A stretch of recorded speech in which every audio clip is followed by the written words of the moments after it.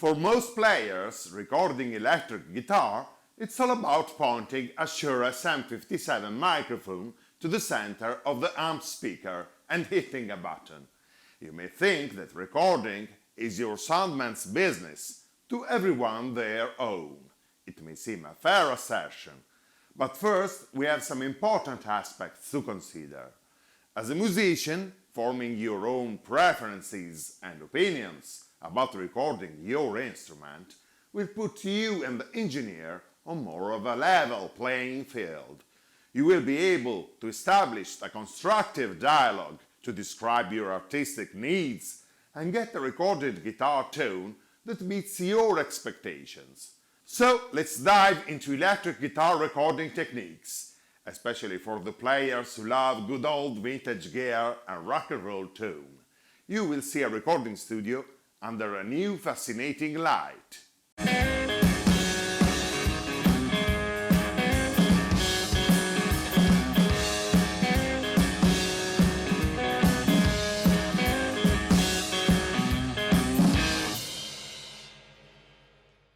Where does our musical instrument terminate? Guitarists from the 1940s thought that the guitar would end at the peg end. Players from the 1950s and early 60s began to experiment with the sonic possibilities of their amplifier.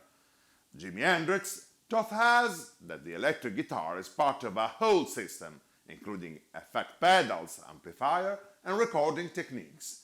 We could conclude that, technically speaking, our instrument extends from our fingers to the listener's ears.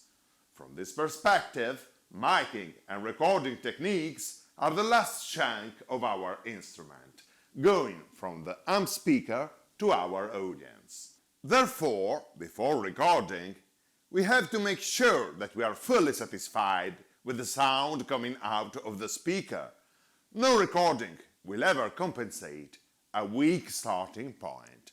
We have to check out carefully the sound at the source. That might seem obvious, but in many studios that is not an easy task. If our amplifier is boxed in a booth far from our pedal board, we cannot reach the amp while playing. This means that we cannot tweak the controls of pedals and amp while listening to the source directly, as we would do when we soundcheck at a live show.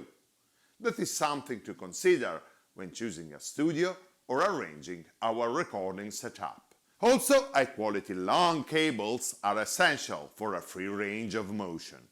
The tone at the source is also dramatically influenced by the position of the speaker's cabinet. Tilting or lifting it reduces bass frequencies. It may be useful to tame excessive boominess. On the contrary, you may boost the low end by putting the cabinet near walls and corners. Also, try to evaluate the quality of the room acoustics, an important part of the sound.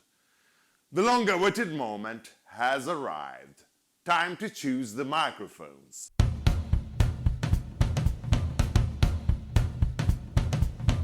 A conscious choice and placement is a key point because the sonic character of the microphones gives a definite imprint to the recording. A poor miking will compromise our work. The big deal with recording rock guitar tone is SPL, which stands for Sound Pressure Level. Getting the best tone from a tube amplifier means pushing it to its sweet spot, where we get creamy distortion, harmonic blend of frequencies, and sufficient body. Usually, when we reach the sweet spot or blossom point of our amplifier, the average soundman yells to turn the volume down. Actually, I don't know any effective shortcut. Recording great electric guitar tone is about dealing with high SPL sources. Microphones should be chosen accordingly. I don't mean that the volume must be massive all the way up or deafening, but for sure we need to push our amp and speakers to optimum performance, which usually doesn't come at bedroom levels. That's why we need microphones that can handle high levels without distorting the signal. There are three main families of microphones: dynamic, ribbon and condenser. Actually, ribbon mics are technically part of the dynamic mic family, but we generally tend to view them as a separate category. Condenser mics usually require external phantom power supply. They are further subdivided in small diaphragm and large diaphragm condenser microphones. Dynamic microphones are most commonly used. They are widely appreciated as straightforward, rugged, versatile and reliable tools. Dynamic microphones cleverly withstand high SPL without overload and are relatively inexpensive, which doesn't hurt. As mentioned, the Shure SM-57 is generally considered the microphone for guitar cabs by definition. Sennheiser made some great competitors, the MD421 and MD441, a bit warmer. The vintage MD409 was made popular by the Pink Floyd, who used it for both guitar and vocals. Its forerunners, the table models MD403 with cheese grater look and MD407, mount the same capsule and have great reputation as well. The E906 is a modern rendition of the MD409. More popular dynamic microphones are the Shure SM-57B, with more low end than the 57, and the Electro Voice RE20, which is a staple in rock and counts Steve Albini among its endorsers. Both models are also currently used and appreciated with vocals. Other dynamics I like are the Audix i5 and of course the Some Systems Integral that we presented in BTR number 24, and it's the ultimate solution for live use. Ribbon microphones are generally pricey and very delicate. On the other hand, they are highly regarded for their warm tone with a well-balanced, centered blend of frequencies. The Royer R121 is the first choice of many producers for electric guitar. Deep bottom end and highs are both smoothly rolled off, leaving room to creamy, richly textured mid-range. They have optimum resistance to high volume levels and tend to pick up some room ambience. Another historic ribbon model is the Biodynamic M160, which we heard on albums like Led Zeppelin II and Jimi Hendrix' Are You Experienced? So probably I would not need to say more. It's more open on high frequencies and has a more focused pickup pattern than the Royer R121. Small diaphragm condenser microphones, often referred to as pencil mics, are not usually employed for closed cab miking and are generally favored for clean ambience recording. Their tendency to capture natural sound with wide flat frequency response make them especially indicated for acoustic instruments. They are in fact considered a staple for classical music. Large diaphragm condenser microphones are unsurpassed for definition and detail, typically providing that higher studio quality. They add richness to the sound, making it bigger and warm, with pleasant accentuation of low frequencies. The large diaphragm capsules have high sensitivity. They respond promptly to the stimulations, so they have a loud output signal and capture even subtle nuances. These microphones are usually favored with voice for their extended frequency response and generous bottom end. Still, they are also used on guitar amps. To deal with high SPL sources, they usually have a pad switch, reducing sensitivity.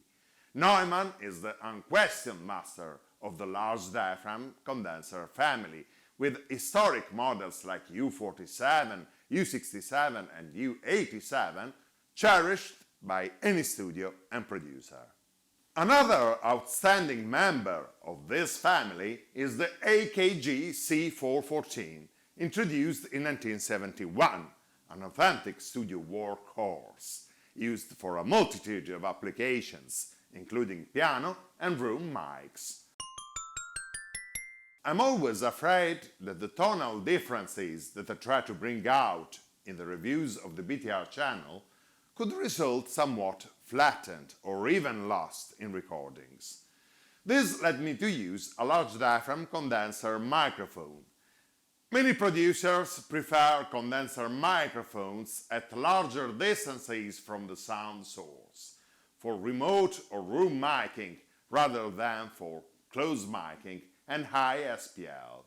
On the contrary, the Braingasm Labs Ferro is expressly designed by a guitar player to bring the quality, definition and detail of a first-class large diaphragm in front of a guitar cabinet. In fact, Ferro is specifically aimed at close miking and high SPL sources, such as rock guitars. Also, unlike dynamic or ribbon microphones, it captures the bottom end of your guitar tone. As for distance, I don't let the Ferro touch the greer cloth, but allow a clearance of about 8 cm or 3 inches. That's why large diaphragm condenser mics have a pronounced proximity effect. The closer they get to the sound source, the more emphasized the low frequencies become. Placing a condenser mic too close to the greer cloth can cause excessive boominess or woolliness, and a tendency to piercing highs. On the contrary, the farther you move the microphone from the cabinet, the more ambience or room sound you'll hear, with softer high frequencies.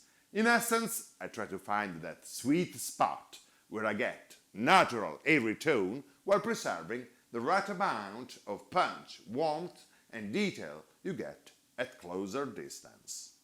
Beside distance, when placing a microphone in front of a speaker, we have 2 more parameters affecting the sound: centering and angle. The sound will be brighter when the microphone points directly to the center of the cone, while it gets darker as we move it toward the edge. Also, when the microphone is straight on axis, we'll get more definition and brilliance, while we get a darker tone with more ambience when the microphone is placed off axis, angled away to a certain degree. At the end of the day, there is no absolute rule. Choosing microphones and recording techniques is a matter of taste. You have to find the right tools and method for the sound you have in mind. For instance, detail and definition could be a double-edged sword. In some cases, you may prefer a more forgiving microphone. Other example, in a rock band environment, you may choose a microphone with a deliberate roll-off of the bottom end to leave more room for bass and kick drum in the mix. From this perspective, it's better to narrow it down to my own personal likings and experience. Many experts agree that in music, as in nature, there are sounds too different to be captured with one single perfect microphone. If you combine 2 microphones that complement each other, you get more depth and articulation. In the last recording session of Bob Cillo and Mafia Trunk at Sud-Est Studio, the producer, Francesco Gaudio, chose to combine a Ribbon Royal R121 as main microphone to a dynamic vintage Sennheiser MD407. Let's hear the result.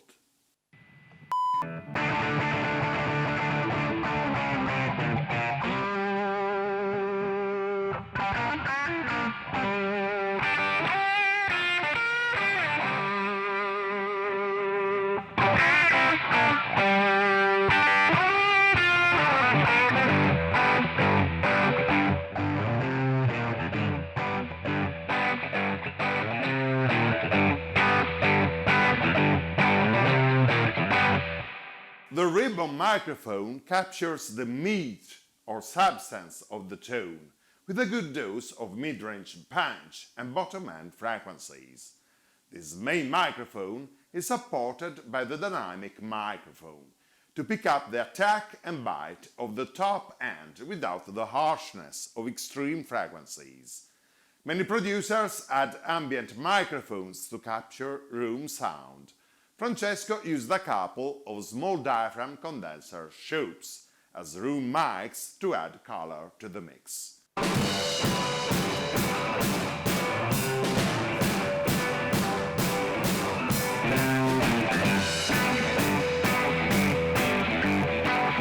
In studio, a good friend of the guitar player is a high-quality ABY box. You can split the signal to a second amp or DI line, only make sure to avoid any phase issues. During the mix, the secondary guitar track could be sent to a particular processing or used for reamping.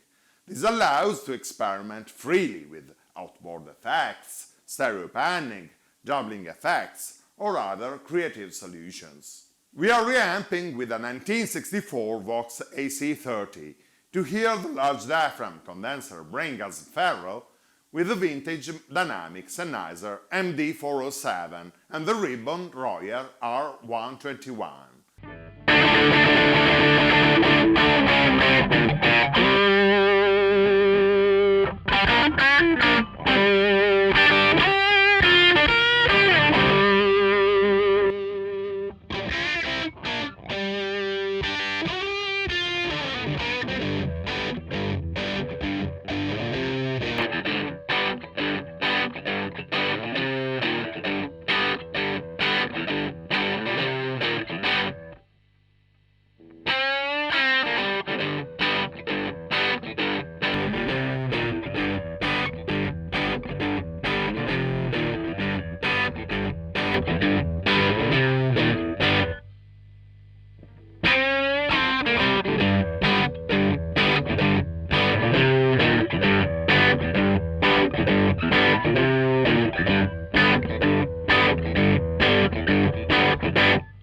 The three microphones together give a faithful rendition of the Vox tone. The ribbon adds that unmistakable mid-range snarl. The dynamic has a notable high-frequency response, especially for soloing, and the Ferro has exceptional bottom end, adding meat to the tone. It also has a fair amount of highs. It would be my mic of choice if I had to choose only one. Bottom line, this is a broad subject. We could continue for hours. Obviously, this overview doesn't mean to be comprehensive. I hope I'm leaving you with the curiosity to deepen the topic. Try to experiment with different techniques and mics. What really matters is finding what pleases your ears and suits your taste and artistic needs. They say it can be wrong if it sounds right. Keep an eye, don't forget to subscribe and click the bell to keep in touch. Feel free to join the Facebook group Bob Stone Review and visit our Instagram profile. Please remember that your feedback and comments are the only fuel to keep the BTR channel going.